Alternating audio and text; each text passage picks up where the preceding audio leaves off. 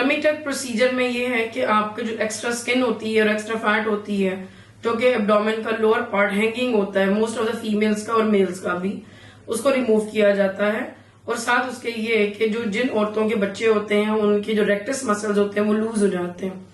और with time भी जो लोग वेट ज्यादा रिड्यूस करते हैं उनके भी लूज हो जाते हैं, तो उन मसल्स को टाइट किया जाता है अंदर से,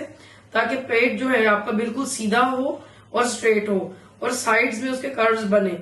तो जो है सिंपली ये होता है इसमें कि आपकी स्किन विद फैट रिमूव की जाती है एक्स्ट्रा, प्लस मसल टाइट किए जाते हैं कि शेप अप हो जाए पूरे के पूरे आपकी बैक भी और फ्रंट भी। इसमें 2 ड्रेन्स डाले जाते हैं जिससे कि फ्लूइड निकलता है 5 से 7 दिन के लिए, और उसके बाद पट्टी करनी पड़ती है और नीचे छोटा सा स्कार आता है जो कि आपकी बिकनी लाइन में एडजस्ट हो जाता है। वो स्कार शुरू में रेड होता है लेकिन टाइम के साथ साथ तकरीबन 2 से 3 महीनों में वो नॉर्मल स्किन की रंग इख्तियार कर लेता है, और ये है कि वो कुछ लोगों में सख्त होता है और विद टाइम वो मसाज थेरेपी के साथ नरम हो जाता है। और इसके जो मेनली जो कैंडिडेट्स होते हैं उनका भी वेट आपका जो है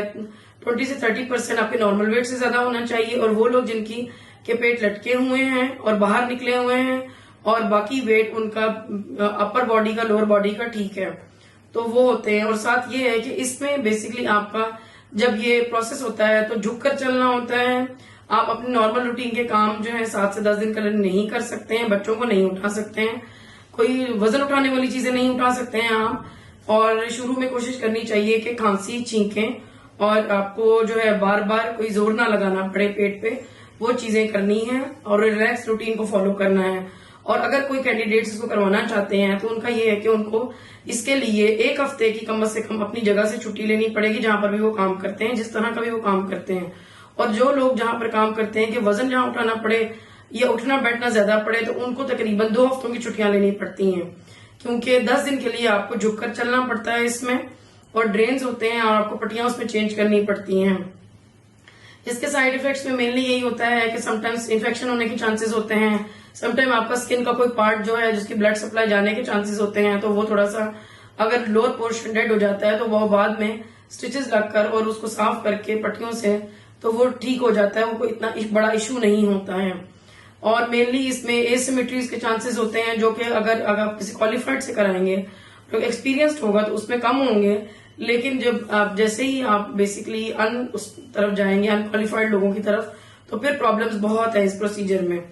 ब्लड लॉस इतना ज्यादा नहीं होता है इसमें, और इसका मेनली जो इश्यूज बस आपका यही है कि आपको इसके लिए प्रिपेयर होकर आना चाहिए कि इसमें आपने रेस्ट भी करना है और नॉर्मल रूटीन के काम नहीं हो सकते हैं।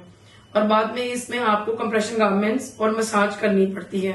इसको कम लाइपोसक्शन के साथ भी किया जाता है। उसमें यह है कि आपका जो साइड का एक्स्ट्रा फैट होता है वो लाइपोसक्शन से रिमूव कर दिया जाता है और जो लटका हुआ फैट होता है वो सामने से निकाल दिया जाता है।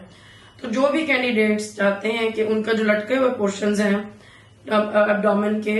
वो सही हो जाएं, तो वो आप मेरे से कांटेक्ट करें। नंबर दिया हुआ है। क्लिनिक बॉडी आर्ट क्लिनिक है, उसकी ब्रांच फैसल टाउन में है और एक मेरी ब्रांच डिफेंस में है, तो वो आकर मुझे दिखा सकते हैं।